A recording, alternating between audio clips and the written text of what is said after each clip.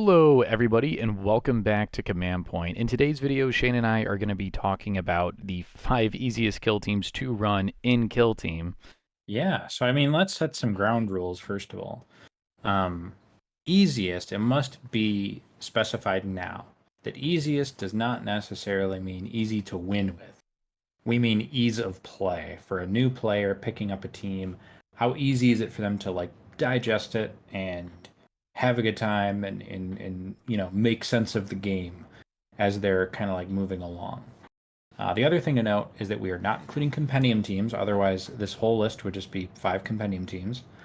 Um, and we're not going to include Strike Force Justian just because it's too similar to Intercession and some other teams. So that's pretty much the ground rules. Before we get in to the number 5, we have a few honorable mentions, Ryan, that did not quite make our list. Yes. And it's a pair of elite teams.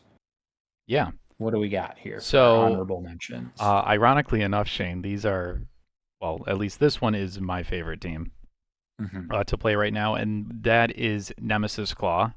Nemesis Claw I find to be really easy just because of things like the Prescience tokens and the Vox Scream that really enables you to just like mess with your opponent.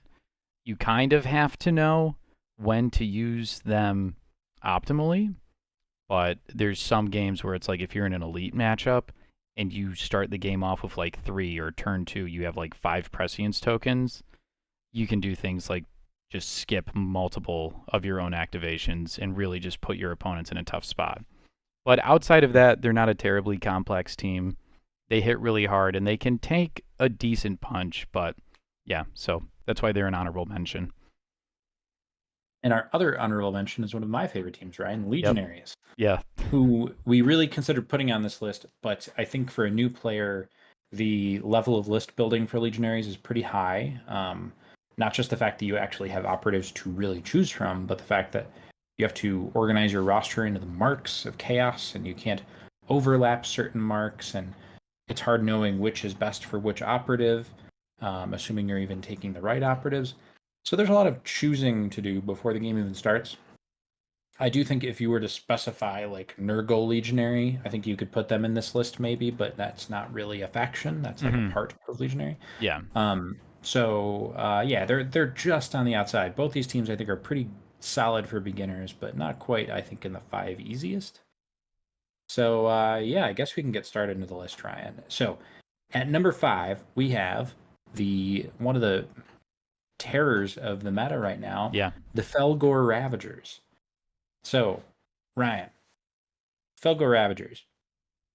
I think that this is kind of like, I know I just said it doesn't necessarily mean easy to win with, but I think Felgor Ravagers are kind of easy to win with, and that is playing a part in our ranking here, Yeah. right? Yeah, for sure. I am definitely inclined to agree with you, and it's all just because of that frenzy mechanic. Basically, every operative on your team has to die twice. You got like 10 bodies. I think each of them has like 10 or so wounds, or however many. 10 or 11, yeah. 10 or 11. So, yeah, they're a pretty forgiving team to play, and that is what kind of goes into their ease of play. Yes, I would say that the forgiveness factor of it is why we're putting them here. When you get into the nitty gritty of the team, there are a lot, like you're not list building, which is nice, but there are a lot of unique rules on all these models. But I think the thing about Felgor is you could just ignore most of those unique rules the first time you're playing and still have a pretty fun game with them and not get steamrolled by any means. So I think that and also you don't have to worry about shooting very much. So you kind of focus on one style of play. Your models are really hard to kill. It's pretty forgiving, and I think that's why I would put Felgor here. But I think I think playing them at a higher level, they could be deceptively, a little more complicated. There's a lot more like synergies to think about, but you could definitely just low floor, high ceiling. Would you say, in terms of like skill? Yeah. I like that. Very, very low floor and pretty high ceiling. Yeah. Cool, cool, cool. So let's move on here to number 4, and that is going to be Void Dancers. So Void Dancers, when they first came out, a little bit complex. I feel like it took some time for a lot of people to like get the team down. But once they did, they've gone through a few changes at this point, but it's pretty straightforward in almost like every single matchup as to what you're going to be taking for your loadout. Same thing with like what secondaries you're going to be taking. Um, Relatively low model count and pretty survivable models once you like learn their key tricks. Yeah, I think that they used to be a little more easy to play back when they could fly. But yeah, Void Dancers, there's only 8 of them. They are all really flexible in terms of like what you can do with them in an activation, but there's not a lot of like unique specialists here. I mean, you've got the Death Gesture and the Shadows here, but outside of that, you're kind of just focusing on your players and if you want to optimize, it can be a little bit more complicated in terms of the weaponry you're giving them. But I think you could just give all of them blades and be fine 90% of the time. It's just once you get into that like competitive optimization, then you start looking at like, oh, maybe I want to take a Harlequin's Kiss or an Embrace or whatever. Um, I don't know if you take Embrace. I can't even remember what Embrace does. But either way, I think that the Void Dancers, I think that they kind of maintain a level of simplicity still, even after all the nerfs. They've taken a hit in terms of how good and how strong the team is, but I still think they're relatively beginner friendly, and I think somebody could pick them up early on and find some success. Mm-hmm.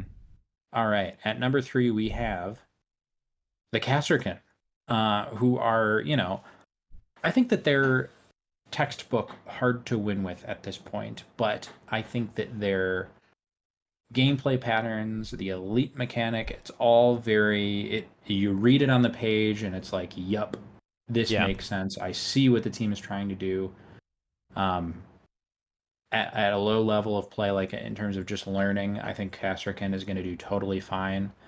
And they're actually like, I would recommend a lot of players not necessarily start with Kasrkin, but start with something super simple, and then once you have like a tenuous, like a small grasp on the rules, Kasrkin's a great second team to like explore the mechanics, I think, a little bit more as a player. Mm-hmm. Yeah, straightforward is the name of the game with Kasrkin. I do think they need a buff though. Buff Mm-hmm. this team. Coming in at number 2, you have a team that I think is even more straightforward than Kasrkin, and that's going to be the Hand of the Archon. Yeah, very easy. And I think this team doesn't get enough like recognition for how easy it is to play. They're just like there's not a lot of like combos I feel going on. You just take the same operatives every game pretty much. Mm-hmm. Um, you have a feel no pain, so like your models are like a little bit beefy, so there's a little tiny bit of forgiveness, and you just try and kill things. And if you can kill enough things, the game probably goes well for you. If not, then you're probably going to struggle a little bit. But they like snowball, and it's very clear, I think, what they want to be doing in any given game. You've played Hand of the Archon a little bit. Would you Oh agree with yeah. that? Yeah, the name of the game is Killin'. They love killing. Their Hmm. entire army, their army-wide rule, Power from Pain, revolves around them being able to get Power from Pain tokens, and the only way to do that is by killing stuff. So, very straightforward in how this team wants to be played. Yeah, I mean, for somebody that is getting in a kill team and they want like that experience, that like visceral attrition skirmish game experience, you could pick up Hand of the Archon and just have a great time. Yeah. And when you beat your friends, you're going to beat them really bad. um, and it's going to be a good time. Hand of the Archon is fun. They're simplistic. There's not a lot of crazy stuff going on with the individual operatives. No, not Um, really. Like the craziest is the like the Crimson Duelist, I think. That's yeah, I probably mean, the craziest, but it's still pretty he's pretty much just simple. a melee guy. I mean, I would say maybe the Torment Grenade has like a little bit of weirdness in terms of like Oh yeah. when to do it, but everything is it's hard to like screw up hard with this team, I think, and I think that's kind of reflected on the fact that they typically have a pretty good win rate, Mm-hmm. even though I don't think they're very good. So, and I think a lot of that is accounted for on like lower and mid tables. So people just not having to like think super hard. They could just play Hand of the Archon, try and kill stuff, and the game will go well for them if they succeed. Mm-hmm. And Ryan, what is the easiest team? I think everybody knows. It's We're at number one. Intercession. It's Oh yeah, Intercession. they were pretty much made to be the easiest team to play. They're like the tutorial team that I recommend people play Yep. if they're not starting with Compendium. Um, they are beefy. They have no specialists really. I mean, they have the Grenadier, who's just a guy with he's an assault intercessor with grenades. You've got the grenade launcher, who's just an intercessor with a grenade launcher. They shoot twice. The assault intercessors fight twice. You reroll things, you kill Yeah. stuff, you're Yeah. hard to kill. I mean, it's just basic. You can feel like you're playing like I don't know, like you're playing the game Space Marine. You know that game? Oh, They're making a second one. do I know that game? Shane, who the hell do you think you're talking to? Are Ah, you kidding me? but yeah, I mean that's what Intercession Yeah. feels like, right? You just Yeah. tear through, They whatever. feel a lot more like Space Marines in Kill Team than they do Mhm. Space Marines in 40K. Space Marines in 40K die by the thousands Yeah, every day. Like nothing. yeah, Intercession in Kill Team, they stay around for a while. they do. They're tanky and it feels like Space Marines. Even Yeah. though I think the team is pretty weak right now competitively, they still feel like Space Marines. And I think their problems are more like of an elite problem than an intercession problem. I mean, it is Yeah. partly an intercession problem. Just they're so predictable at this point. Everybody kind of knows your tricks. But learning the game, I don't think you can pick something better than this.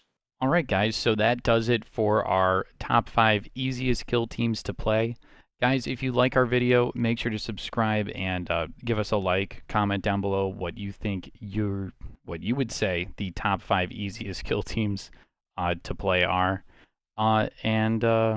Yeah, shout out to the Patreon supporters for always having our back over on Patreon.